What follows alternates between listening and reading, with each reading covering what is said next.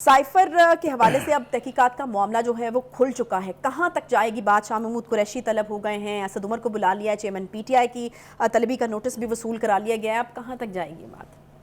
वो एक मशहूर शेर है ना कि बहुत देर की मेहरबान आते आते 14 महीने गुजर गए हैं। ये साइफर पर अब तक सवाए प्रेस कॉन्फ्रेंसेस करने के, बयान जारी करने के, टीवी टॉक शोज में बैठ के गुफ्तगू करने के अलावा इन्होंने कुछ करके नहीं दिया इसके ऊपर। मैं समझता हूँ कि इससे बड़ी नाअहली इस हुकूमत की कोई हो नहीं सकती। यानी हमें यह बताया जा रहा है कि इसकी सज़ा क्या है। वो भाई सज़ा हमें पता है क्या है, ऑफिशियल सीक्रेट एक्ट के तहत भी ये आता है। ये बड़ा घिनौना जुर्म है। दो मुल्कों के ताल्लुकात जो हैं खान साहब ने दाव पर लगा दिए, अपने खिलाफ जो है वो अदम एतमाद की तहरीक को यानी नाकाम करने के लिए। सबूत किस चीज़ का चाहिए? सबूत तो इसके अंदर किसी का चाहिए ही नहीं है। एक ऑफिशियल सीक्रेट डॉक्यूमेंट था जिसको पब्लिक नहीं होना चाहिए था, जिसको पीटीआई के चेयरमैन ने जलसाए आम में लहरा लहरा के उसके कंटेंट बताने की कोशिश की। फिर उसके बाद जब उनको ये बताया गया कि दो एपिक जो हमारी एजेंसीज हैं जिनकी दुनिया भर में शोहरत है, उन्होंने इसकी डिटेल्ड इंक्वायरीज की हैं, इसमें कोई हकीकत नहीं है, कोई साजिश आपके खिलाफ नहीं हुई है। उसके बाद नेशनल सिक्योरिटी कमेटी की 2 मीटिंग्स हुई, उसके अंदर भी उन्होंने कहा कि साजिश कोई नहीं है, सिर्फ लफाजी जो है वो काबिल इतराज़ थी, ऑफेंसिव थी। उसके ऊपर डिमार्च जो है करने का फैसला किया गया और डिमार्च कर दिया गया। इसके बाद तो ये मामला बिल्कुल क्लियर था कि एक ऐसा डॉक्यूमेंट जो फॉरेन ऑफिस की कस्टडी में होना चाहिए था, जिसकी कापियाँ 5 अहम लोगों को जाती हैं, हमने कल भी बताया था, और उसको कभी पब्लिक नहीं किया जाता। ये दोनों जुर्म तो अपनी जगह हैं। फिर तीसरा जुर्म ये है कि आप एक सरकारी डॉक्यूमेंट को उठा के अपने घर ले गए, और जब आप घर ले गए तो फिर उसके बाद आपने कहा कि वो चोरी भी हो गया। आप जरा मुझे अंदाजा करके बताइए, क्या this is how state is run? This is how a prime minister should act and react? तो ये सारी चीजें तो हमें पता है। हुकूमत साहब जो हैं उन्होंने करके कुछ नहीं दिया इस हवाले से अभी तक भी। अभी भी ये जो एफआईए की तरफ से जो इनिशिएटिव आया है, इसके ऊपर भी हम बात करेंगे तफसील के साथ। जाहिर है वो असद उमर साहब जो नारे मार रहे हैं, बढ़ के मारने की आदत पुरानी है उनकी। उन्होंने बढ़ के मार मार के अपनी पार्टी के चेयरमैन का बेड़ा गर्क कर दिया। नहीं तो 4-5 कुछ करने की वजह क्या है भाई साहब? हुकूमत तो मेरे ख्याल में सबसे ज्यादा नहीं, उसका तो मातम हम कर रहे हैं, मुझे दूसरों को भी कर लेने देना थोड़ा सा। हुकूमत की तो का मातम तो हम कर रहे हैं, वो तो सबसे ज्यादा इफेक्टिव। देखिए सबसे बड़ी बात यह है कि जब हजरत साहब ने ये एक इलीगल, इमोरल, गैर सफारती हरकत की थी, उनके वज़रा की जिम्मेदारी थी कि वो उन्हें समझाएं कि आप ऐसा ना करें, ये करना कानून के भी मुताबिक नहीं है, रवायात के भी मुताबिक नहीं है, डिप्लोमेसी के मुताबिक भी नहीं है। बजाय इसके उन्होंने उसके ऊपर जो नाराजनी की है, असद उमर साहब, शाह महमूद कुरैशी साहब, फवाद चौधरी साहब, नेम देम, सारे के सारे, वो शिबली फराज साहब भी वो एक चीज़ हैं। वो वालिद तो उनके खैर माशाल्लाह बहुत शोहरत याफ्ता थे, उनकी क्या शोहरत है वो मुझे आज तक समझ में नहीं आई है।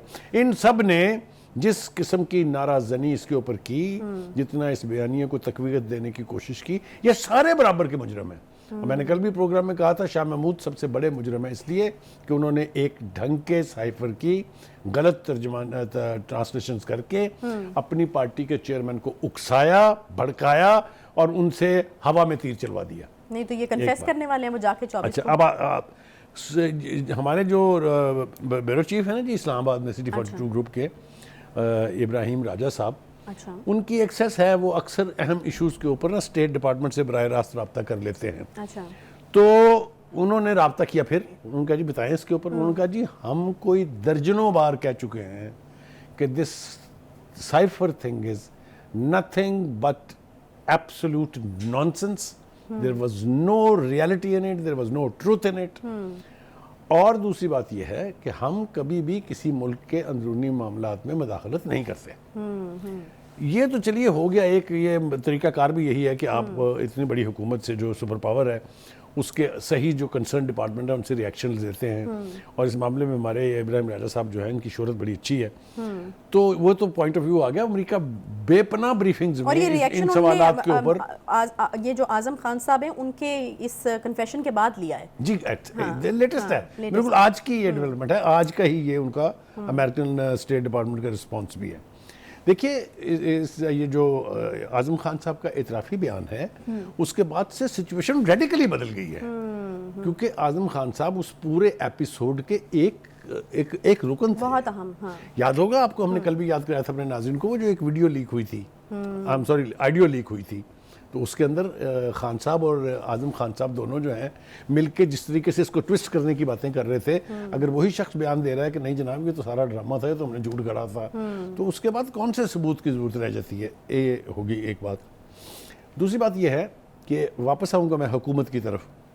देखें, हुकूमत के पास सिवाय बढ़ के मारने के कोई काम नहीं है। पता नहीं किस चीज़ से डरते हैं। एक तो उनको ये एहतमाल है कि हम कोई भी इनिशिएटिव लेंगे अदालतों में जाके उसका पट्टा बैठ जाना है। ये होता भी रहा है अब तक, इसमें कोई दो राय नहीं है।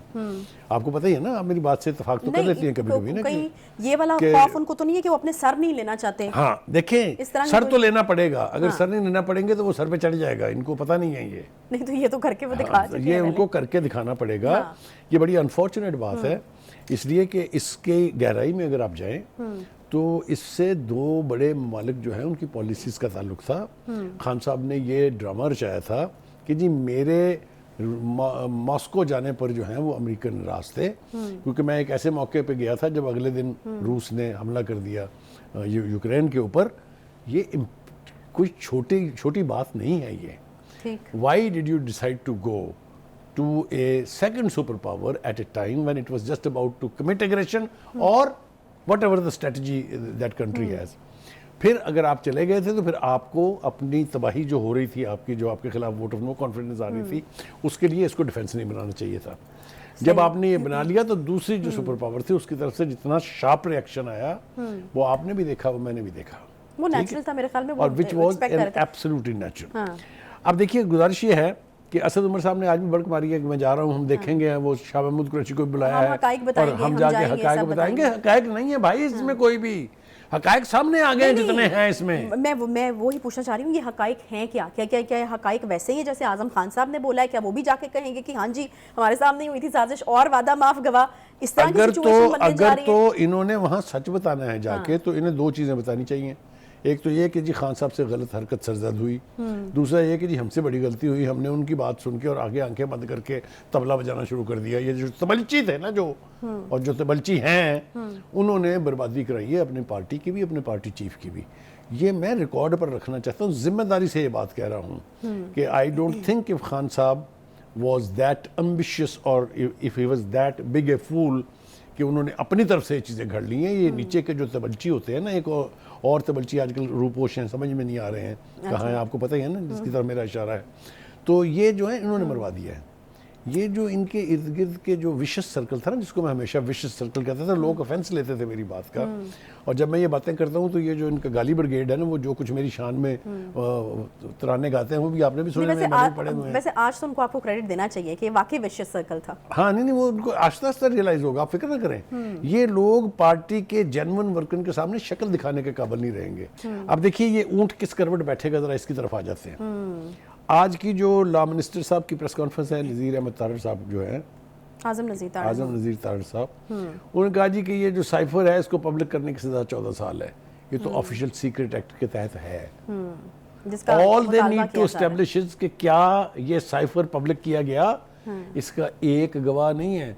ये खुद क्लेम करते हैं कि उस जलसे में लाखों लोग थे। वो तो खैर लाखों, हज़ारों को लाखों कहना तो ये इनका यानी विरसा रहा है।